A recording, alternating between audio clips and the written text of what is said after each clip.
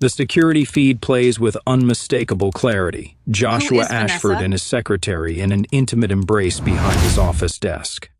The timestamp reads 3:47 p.m. Rachel's phone displays as unread messages about back-to-back board meetings. The laptop screen illuminates her face as she places one hand over her 6-month belly. Her unborn daughter kicks suddenly, breaking Rachel's concentration. The motion is strong, persistent. She watches the proof of her husband's betrayal, the evidence undeniable. In the background, their wedding photo sits on the shelf, a reminder of promises once made with conviction. David Park, head of security, stands quietly in the doorway, his expression heavy with reluctant duty. "Mrs. Ashford, I'm sorry you had to see this. I couldn't stay silent anymore." His voice carries the weight of loyalty earned through years of quiet respect. The timestamp glows, 3:47 p.m., the exact moment Joshua texted about meetings he couldn't leave. Rachel's finger hovers over the pause button. She touches her belly as another kick comes and whispers, "If only he knew the truth about richer or poorer." Like, if you're ready for her choice, subscribe for the full story, and comment where you're watching from. I love connecting with viewers worldwide. The laptop screen goes dark. Rachel sits in complete silence, her breathing steady despite the storm building inside her chest. The baby shifts again, as if sensing her mother's resolve hardening. She closes the device with deliberate calm. This wasn't a mistake. This was a pattern. For months she'd noticed the late meetings, the changed cologne, the distance that grew with each passing week of her pregnancy. Now she had proof of what her heart already knew. Joshua Ashford, billionaire CEO with holdings across 3 continents, had just made the costliest error of his life. He'd betrayed the wrong woman. For 4 years, Rachel had perfected the art of being Mrs. Joshua Ashford. Every morning in their Westchester estate, she arranged fresh flowers from the garden, reviewed Joshua's schedule, and selected outfits that photographed well for the business events that filled their evenings. She smiled at charity galas, made polite conversation with investors' wives, and never once mentioned that she understood every word of the financial discussions happening around her.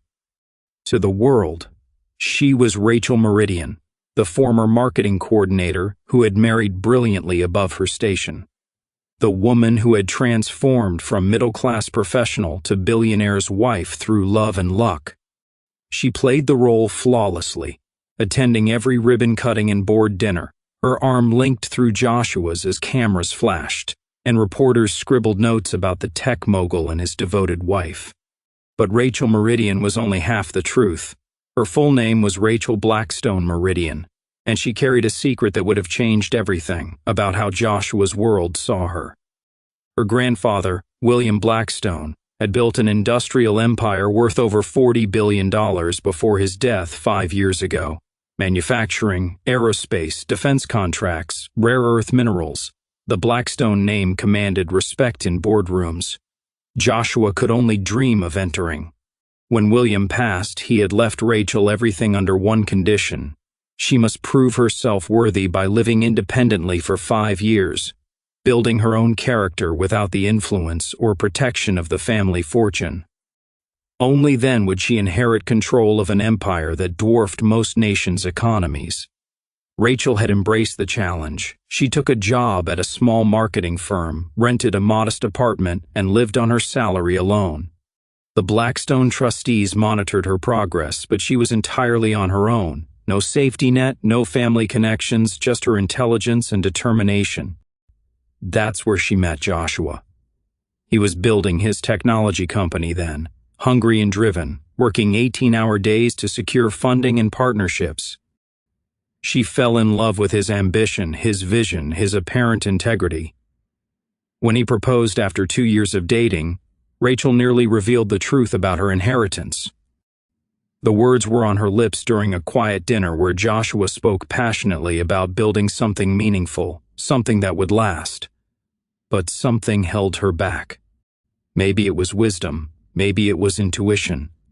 She decided to wait until the 5-year period ended to surprise him with the truth. By then, she reasoned, they would have built their marriage on solid ground, and Joshua would know that she had chosen him for who he was, not what he could provide. The pregnancy had felt like a blessing, the missing piece that would make their family complete. She imagined telling their daughter about both sides of her heritage, Joshua's innovative spirit and the Blackstone legacy of building things that mattered. She pictured Joshua's amazement when she revealed that his wife was actually one of the wealthiest women in America, and how they would use both their resources to create something spectacular together. Now, staring at the closed laptop, Rachel understood that her grandfather's test had revealed more than her own character. It had exposed Joshua's true nature as well. A life can look complete and still be hollow where trust should live. The masquerade was over. The real game was about to begin. That evening, Rachel waited in their living room. The house felt different now, less like a home, more like a stage where the final act was about to begin. She had positioned herself in the leather chair facing the entrance. The laptop closed on the coffee table beside a manila envelope her attorney had rushed to deliver. At 8:30 p.m., Joshua's key turned in the lock. "Rachel, honey, sorry I'm late," he called, stepping through the doorway. His tie hung loose around his neck, his usually perfect hair slightly disheveled. As he moved closer, she caught it, an unfamiliar perfume clinging to his shirt collar, floral and expensive. Not her scent, never her scent. You know how these investor meetings can run long? "How is Vanessa today?" Rachel asked, her voice quiet and steady. Joshua stopped mid-step, his hand frozen on his loosened tie. His expression shifted from casual husband to something more guarded. "Vanessa? My secretary? Fine, I suppose. Why do you ask?" Without breaking eye contact, Rachel opened the laptop and turned the screen toward him.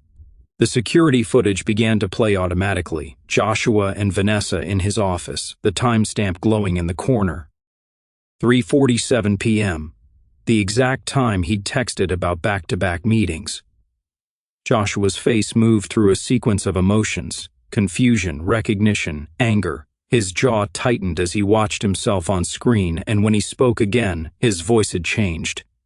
Gone was the warm husband's tone. In its place was the CEO voice, commanding, intimidating, designed to control rooms full of powerful men. "Where did you get this?" he demanded. "Does that matter, Joshua?" Rachel remained seated, her hands folded over her belly. "Is that really your first question? Not 'I'm sorry' or 'I can explain.' Your first instinct is to figure out how you got caught." Joshua straightened, his business persona fully engaged now. "Look, Rachel, these things happen in marriages. I'm under enormous pressure running a billion-dollar company. You've been so focused on the pregnancy, and frankly, you're not exactly the same person I married. Vanessa provides support that you haven't been able to give me lately." The words landed like physical blows, but Rachel's expression never changed. "I'm carrying your child, Joshua. Our daughter, are you?" The question came out sharp, calculated. Joshua began pacing, his movements predatory. "Because I've been thinking, Rachel, you got pregnant very conveniently, right when my company was about to expand into Asian markets. Right when my net worth jumped to over $1 billion. Maybe this pregnancy isn't the blessing you claimed it was. Maybe it was planned." Rachel felt the baby kick as if responding to her father's voice. The irony was staggering. Joshua was accusing her of gold digging when she was worth 40 times more than him. But she kept her voice level. "Get out, excuse me? Get out of this house. Tonight." Joshua's laugh was harsh and ugly. "This is my house, Rachel. I pay the mortgage on this place. I pay for everything you wear, everything you eat. You were nothing when I met you. A nobody with a marketing degree from a state school. You're nothing without me, and you'll be nothing when I'm done with you."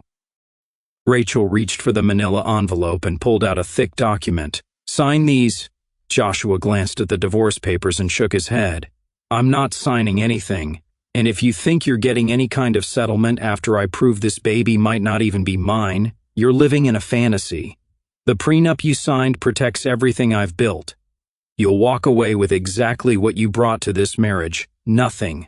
For the first time all evening, Rachel smiled. The expression was cold and satisfied.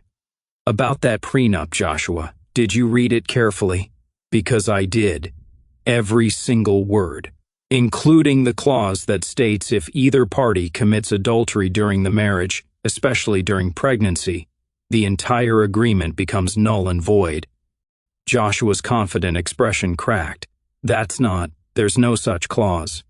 Page 7, Rachel said simply. I insisted on it when I signed.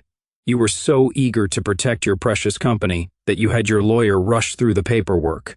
When I suggested some protective language that seemed to favor you, neither of you bothered to read the fine print. The color drained from Joshua's face as the implications hit him.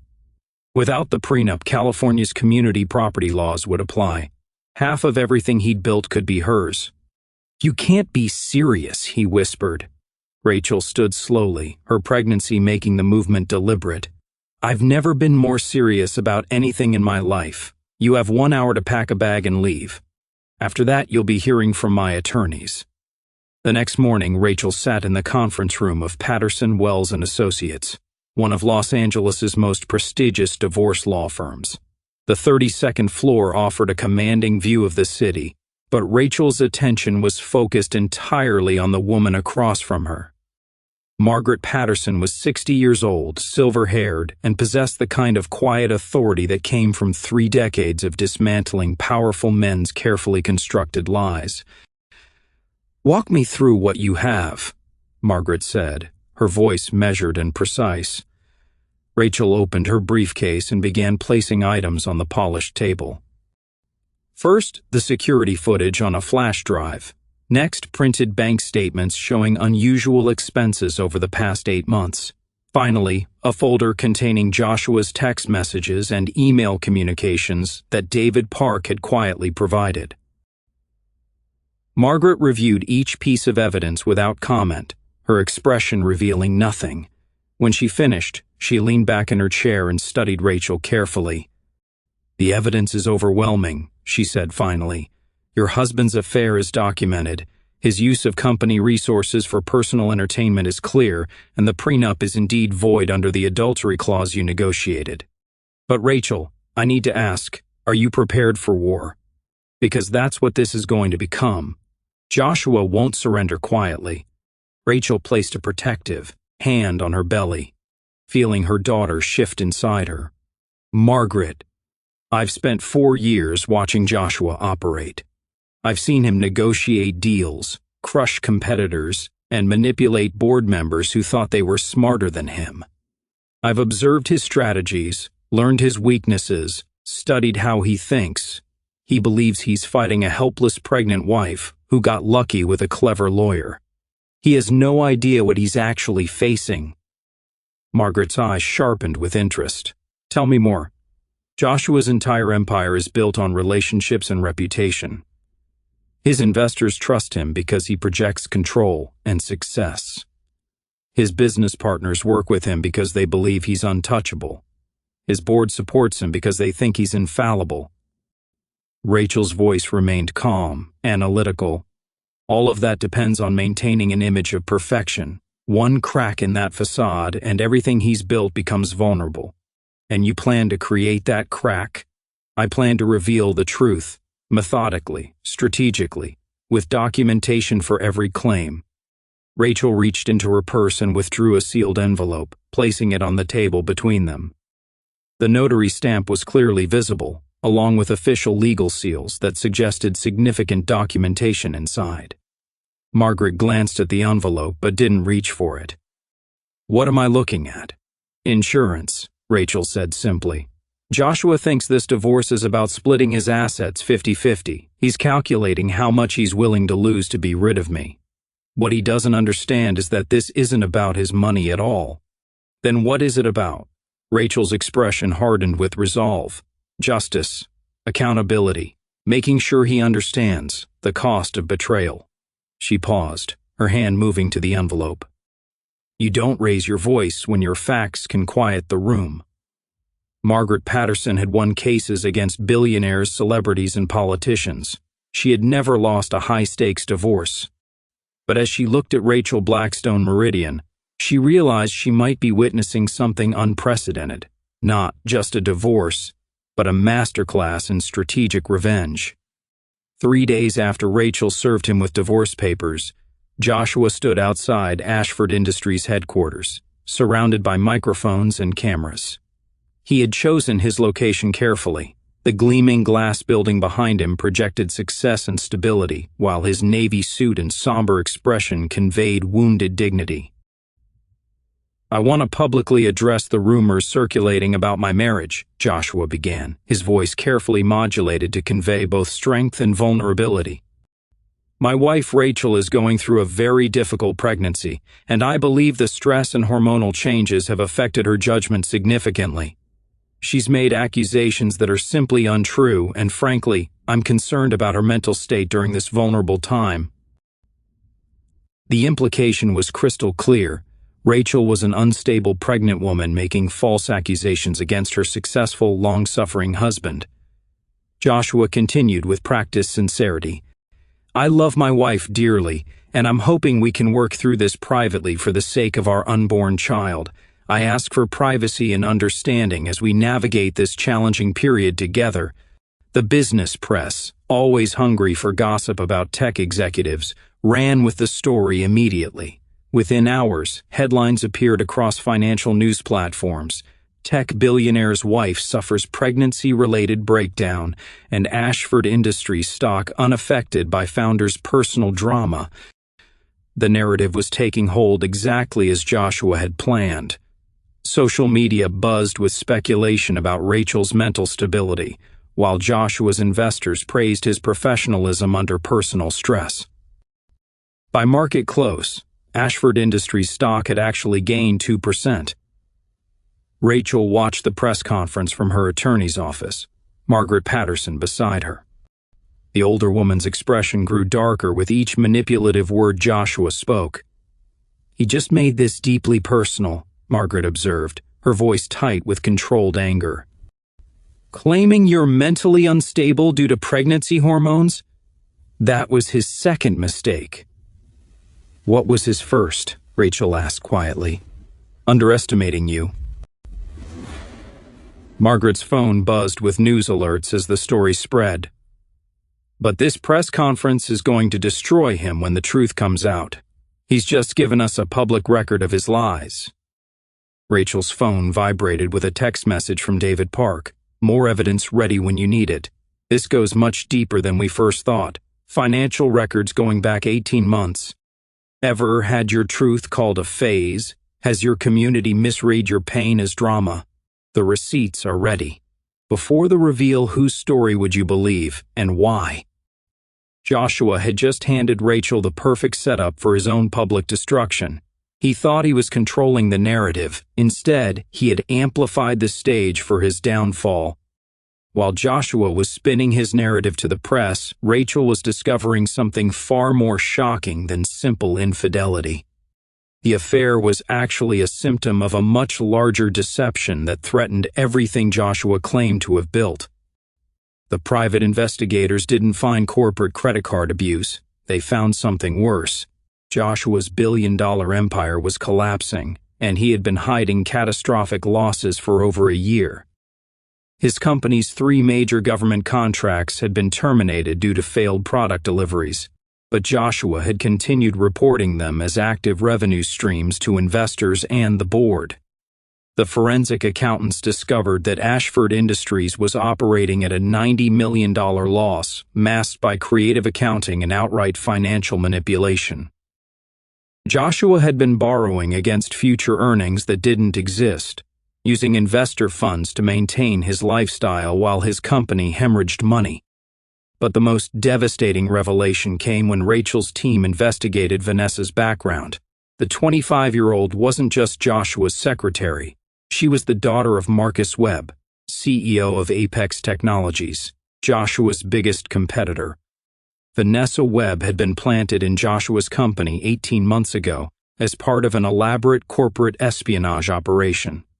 The investigators found encrypted communications between Vanessa and her father's company, detailing Joshua's business strategies, client lists, and proprietary technology. Every intimate moment Joshua had shared with her, every business confidence he had whispered during their affair, had been systematically reported back to his rival. Apex Technologies had been using the stolen information to undercut Joshua's bids, poach his clients, and develop competing products using his own research. The company that Joshua thought was his greatest competitor had actually been receiving inside intelligence for over a year through his own secretary. But Vanessa's mission went deeper than corporate espionage. The investigators discovered that she had been specifically instructed to manipulate Joshua and create compromising situations that could be used for blackmail. Hidden cameras in the corporate apartment had recorded their encounters, giving Apex Technologies leverage to force Joshua into devastating business decisions. The timeline was brutally clear. Every major loss Ashford Industries had suffered in the past year could be traced back to information Vanessa had accessed and transmitted. Joshua hadn't just been cheating on his pregnant wife, he had been systematically destroyed by the woman he trusted most outside his marriage. Margaret Patterson reviewed the evidence with growing amazement. "This isn't just adultery or corporate mismanagement," she said. "Joshua has been the victim of one of the most sophisticated corporate sabotage operations I've ever seen. But his arrogance made him the perfect target." The investigators had found Vanessa's real social media accounts, carefully hidden from Joshua. Her posts told a different story than the lovesick secretary role she played at the office. Photos showed her laughing with Apex Technologies executives, celebrating successful intelligence gathering, and mocking Joshua's gullibility in private group chats. One message thread was particularly revealing. When asked by her handlers if Joshua suspected anything, Vanessa had written, "He's completely clueless. The man thinks he's irresistible. He actually believes I fell for his charm instead of his bank account access codes. His pregnant wife probably has more business sense than he does." Another message showed her true feelings about the assignment. 6 more months, and we'll have everything we need to finish him. Dad says the board will never trust him again once this comes out. The pregnancy actually worked in our favor. He's more reckless when he thinks he's getting away with something. Rachel absorbed each revelation with growing clarity. Joshua hadn't just betrayed their marriage, he'd been so blinded by ego that he had handed over his entire business empire to his enemies. The man who prided himself on being a strategic genius had been outmaneuvered by a competitor using the oldest trick in corporate warfare. The affair wasn't about passion or midlife crisis. It was about power, manipulation, and the destruction of everything Joshua had worked to build, and he had been too arrogant to see it coming. 6 weeks after filing for divorce, Rachel turned 30. At exactly 9 a.m. on her birthday, she sat in the mahogany-paneled offices of her family's legal firm, watching her life change with the stroke of a pen. The documents spread across the conference table represented more than money. They represented power that had been building for generations. Robert Meridian, her second cousin and senior partner of the family firm, slid the final transfer papers toward her. "The Blackstone industrial empire now passes to you in its entirety," he said solemnly. $43 billion in assets spanning aerospace, defense manufacturing, rare earth minerals, and emerging technologies. Your grandfather would have been proud of how you conducted yourself during the waiting period. Rachel signed her name with steady strokes, officially becoming one of the wealthiest individuals in the world. But as she reviewed the asset portfolio, her attention focused on something far more valuable than money: leverage. "Robert, I need a complete analysis of any business relationships between Blackstone subsidiaries and Ashford Industries," she said, closing the transfer documents. Within 2 hours, Rachel's legal team had mapped every connection between her newly inherited empire and Joshua's failing company. The results were staggering. Ashford Industries relied heavily on Blackstone subsidiaries for critical components and manufacturing services that Joshua had never realized were connected to his wife's family. Meridian Advanced Materials provided specialized microprocessors essential to Joshua's primary product lines. Blackstone Aerospace held contracts for the rare earth elements Joshua needed for his government projects. Summit Manufacturing produced the custom components that Joshua couldn't source anywhere else in North America. Joshua's billion-dollar empire, already weakened by Apex Technologies' espionage and his own financial mismanagement, was entirely dependent on suppliers that Rachel now controlled. The corporate intelligence revealed something even more devastating.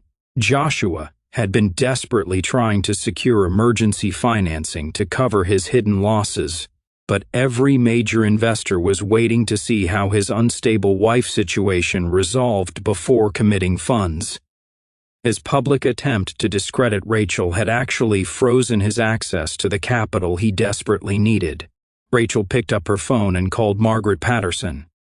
"Cancel the settlement negotiations," she said calmly. "Rachel, are you sure? The 50-50 split would give you substantial assets." "Margaret, I'm not interested in half of Joshua's failing company. I want him to understand the true cost of betrayal." Rachel looked out the window at the city below, feeling the weight of her new responsibility. Besides, he won't have anything left to split once his suppliers learn about his corporate security breaches. What if the person you underestimated held the ground you stand on? Ever bitten the hand you didn't know fed you? The contracts answer before he can. Comment consequence if you're ready for the turn. The war was about to begin, and Joshua had no idea he was already surrounded. The first domino fell at 10:17 a.m. Joshua was reviewing damage control strategies when his production manager burst into the boardroom, face pale with panic. "Sir, Meridian Advanced Materials just terminated our contract, effective immediately. They're invoking the moral character clause in our supplier agreement." Joshua's coffee cup stopped halfway to his lips. Meridian provided the specialized microprocessors that powered 60% of his product line. Without them, he couldn't fulfill orders worth over $80 million. "There must be some mistake. We've had that contract for 4 years. They can, sir." The termination notice cites conduct detrimental to business reputation and breach of ethical standards expected of partner organizations. The production manager's voice cracked with stress. "Sir, we have no alternative suppliers for those components. The next closest manufacturer has an 18-month waiting list." Before Joshua could process this catastrophe, his phone rang. His corporate banker's voice carried the weight of bad news. "Joshua, we need to discuss your credit facility. Our board held an emergency meeting this morning. They're concerned about the recent publicity surrounding your company and personal conduct." "Concerned how?" Joshua's voice had gone cold, the CEO mask slipping back into place. "They're calling in your loan. Full repayment required within 30 days. "I'm sorry, Joshua, but the bank cannot be associated with the kind of scandal that's been in the news. It's nothing personal. Everything was personal now." Joshua hung up and immediately called his head of supply chain. The news got worse. Blackstone Aerospace had terminated their rare earth minerals contract. Summit Manufacturing was canceling their custom components agreement. One by one, Joshua's essential suppliers were cutting ties, each citing moral clauses and reputation concerns. By noon, Joshua's assistant was fielding calls from investors demanding emergency board meetings. The whisper network that connected tech executives and venture capitalists was spreading rumors faster than wildfire. The man who had publicly claimed his wife was mentally unstable was losing the confidence of every major player in his industry. Joshua found himself ricocheting between crisis calls, each conversation worse than the last. His head of operations reported production lines shutting down due to lack of materials. His CFO warned that without the terminated contracts, quarterly revenue would miss projections by over $100 million. His head of sales was fielding cancellation requests from clients who didn't want to be associated with the controversy. The stock price began its free fall at 2:30 p.m. First down 5%, then 10, then 20. Trading volumes spiked as major institutional investors dumped their holdings. The company that had been valued at over $1 billion that morning was hemorrhaging worth by the minute. Joshua's lawyers called with more devastating news. Several board members were demanding his resignation, citing fiduciary duty to shareholders. The government contracts that had been under review were being pulled from consideration. 3 major clients had invoked force majeure clauses. claiming that Joshua's personal scandal constituted an unforeseeable circumstance that voided their agreements. By 4 p.m., Joshua stood alone in his corner office, watching his life's work collapse in real time. The trading floor displays showed Ashford Industries down 43%. His secretary had resigned that morning, leaving only a brief note about seeking opportunities elsewhere. His executive team was in full panic mode, each department head reporting systems failures, supplier cancellations, and contract terminations. The irony wasn't lost on him. The corporate apartment where he had conducted his affair, the same space where Vanessa had been stealing his secrets for Apex Technologies, was now his only refuge. The Westchester estate belonged to Rachel, who had somehow orchestrated this systematic destruction of everything he'd built. Joshua's phone buzzed with a text from an unknown number. "Check your email, a friend." The message contained a single news headline: Blackstone Industries announces new quality standards for partner companies. The article was brief but devastating. It announced that the Blackstone industrial empire, worth over $40 billion, was implementing new ethical standards for all business partnerships. Companies that failed to meet these standards would have their contracts terminated immediately. Joshua read the article 3 times before the full implications hit him. Blackstone Industries, the supplier network that had just destroyed his company, wasn't random. It was coordinated, controlled. He pulled up corporate filings for Meridian Advanced Materials, Summit Manufacturing, and Blackstone Aerospace. The ownership structure was complex, buried in layers of holding companies and subsidiaries, but the ultimate parent company was the same for all of them. Power is quiet until it moves. Joshua had just learned that his wife commanded an empire that made his billion-dollar company look like a corner store, and she had been watching him destroy himself all along. The magazine hit newsstands on a Tuesday morning, and by noon, the internet had exploded. The cover showed Rachel in an elegant maternity portrait, her pregnant silhouette powerful and dignified, standing against the backdrop of the Blackstone Industries logo. The headline read in bold letters, "The $43 billion secret, how one woman's hidden identity brought down her cheating husband's empire." The story detailed everything: Rachel's true identity as heir to one of America's largest industrial fortunes, Joshua's affair and corporate security breaches, and the systematic dismantling of his company using her inherited power.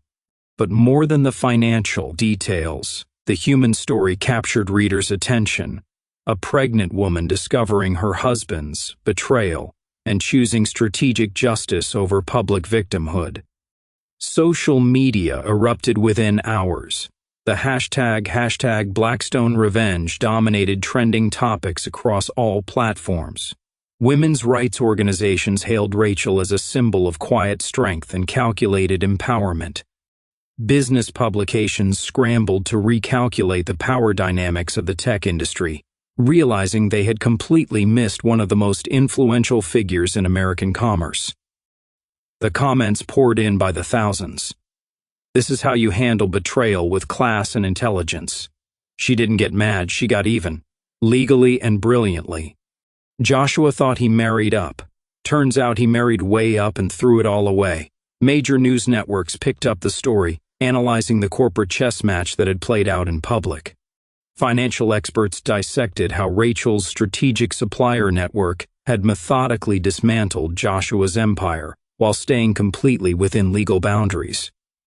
Joshua watched his world burn from his downtown apartment, the same space where Vanessa had recorded her encounters for Apex Technologies. His phone, once constantly buzzing with calls from investors and board members, now sat silent. His contact list had evaporated overnight. Former allies, business partners, and social connections had all distanced themselves from the scandal. Vanessa had vanished completely. Her social media accounts were deleted, her apartment cleared out, and her father's company had issued a statement denying any knowledge of corporate espionage activities. The woman who had systematically destroyed Joshua's business while playing the role of devoted secretary had disappeared as thoroughly as if she'd never existed. The business press was already writing Joshua's obituary. From billionaire to bankrupt, the fastest corporate collapse in tech history, read one headline.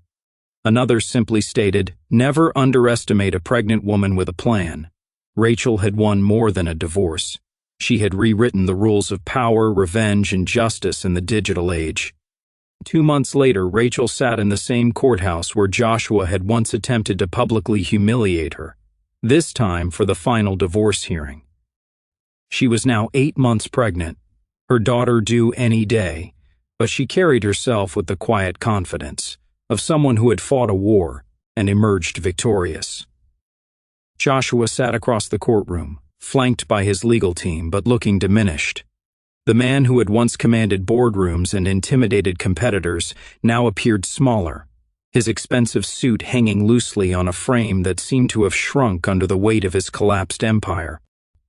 His company was in bankruptcy proceedings, his assets frozen, and his reputation destroyed beyond repair. Judge Patricia Wong reviewed the settlement documents with methodical precision, her voice carrying the authority of decades on the bench. The courtroom was packed with reporters and legal observers, drawn by what many were calling the most dramatic corporate revenge story in modern history. This court has reviewed extensive evidence regarding the dissolution of the marriage between Rachel Blackstone Meridian and Joshua Ashford, Judge Wong began. The findings are clear and disturbing. Mr. Ashford engaged in systematic adultery, corporate fraud, and emotional abuse during his wife's pregnancy. She continued reading from her prepared statement, her tone measured but firm. Furthermore, Mr. Ashford's reckless disregard for corporate security protocols resulted in the compromise of sensitive business information, contributing to substantial financial losses for his own company and its shareholders. Joshua shifted uncomfortably in his chair as Judge Wong detailed the evidence, the corporate espionage facilitated by his affair, the public character assassination attempt against Rachel, and the financial mismanagement that had hidden his company's true condition from investors. Mrs. Blackstone Meridian has demonstrated remarkable restraint throughout these proceedings, the judge noted. Despite possessing the resources and legal grounds to pursue far more aggressive action, she has sought only what is just and necessary for her protection and that of her unborn child. The judge's findings were comprehensive and damning. Joshua was ordered to pay $15 million in damages for emotional distress, corporate fraud, and public defamation. All claims to marital assets were surrendered, which the court recognized had been largely funded by Rachel's family trusts that Joshua had never known existed. Regarding custody arrangements, Judge Wong continued, Mr. Ashford will have supervised visitation rights with his daughter, contingent upon completing anger management counseling, parenting classes, and maintaining stable employment for a minimum of 1 year. Joshua's lawyer started to object, but placed a restraining hand on his arm when he saw the futility of protest. The evidence was overwhelming, and Rachel's legal team had been thorough and methodical in their presentation. Finally, Judge Wong added, Mr. Ashford is permanently prohibited from conducting business with any subsidiary or partner company of Blackstone Industries. This court recognizes that Mrs. Blackstone Meridian could have completely destroyed Mr. Ashford's career, but chose instead to allow him the opportunity to rebuild his life through honest work. Rachel stood as the judge declared the divorce final. She was no longer Mrs. Joshua Ashford. She was Rachel Blackstone Meridian, CEO of a $43 billion empire, soon to be mother, and living proof that underestimating someone can be the costliest mistake of all. Justice is the opposite of noise. The gavel fell with the finality of a heartbeat, closing one chapter and opening another. 2 weeks after the divorce was finalized, Rachel gave birth to a healthy daughter. She named her Grace Blackstone, choosing to honor both the new beginning and the legacy that would shape her future. As she held her newborn in the private suite of the medical center, surrounded by flowers from supporters worldwide, Rachel reflected on the journey that had brought her to this moment. Grace would grow up knowing her father, despite everything. Rachel had agreed to supervised visitation once their daughter was older, believing that children deserved the opportunity to form their own relationships. But Grace would also understand that strength came from character, not circumstances.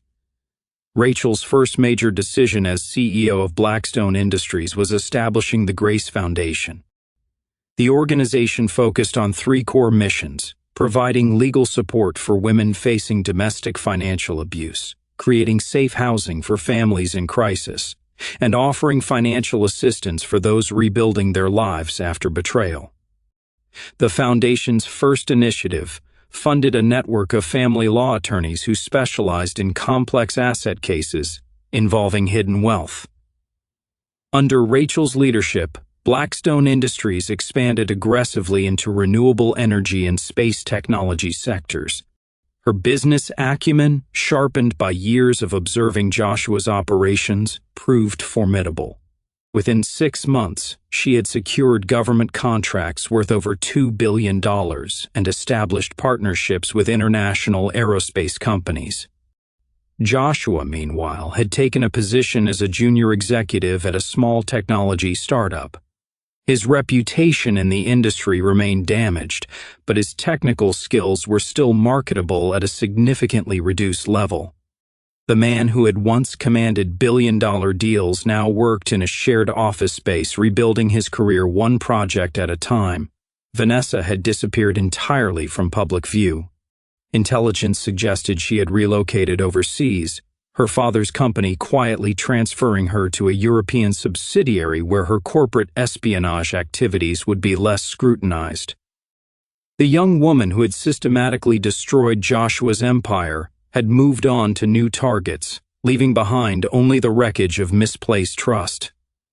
As Rachel stood in her corner office, watching the city skyline at sunset while Grace slept peacefully in her arms, she understood the true lesson of her experience. The greatest victories weren't born from revenge or anger. They came from the courage to stand up for what was right, even when the cost was enormous. Strength is choosing principle when power is available. Joshua had chosen momentary pleasure over permanent commitment. Rachel had chosen truth over theater, justice over vengeance, and principle over power. The difference between them wasn't wealth or intelligence. It was character. The masquerade was over. The real work of building something meaningful had just begun. Rachel's story proves that the most dangerous person in any room might be the one everyone underestimates. She turned betrayal into justice, deception into truth, and arrogance into accountability, all while protecting her unborn child and building a legacy that will outlast any scandal. But Rachel's tale is just the beginning. Next week, we explore another hidden identity that shook the foundations of power. When a royal family's black sheep returns to claim her birthright, she discovers her brother has been embezzling from their charitable foundation. The boardroom confrontation that follows changes the monarchy forever.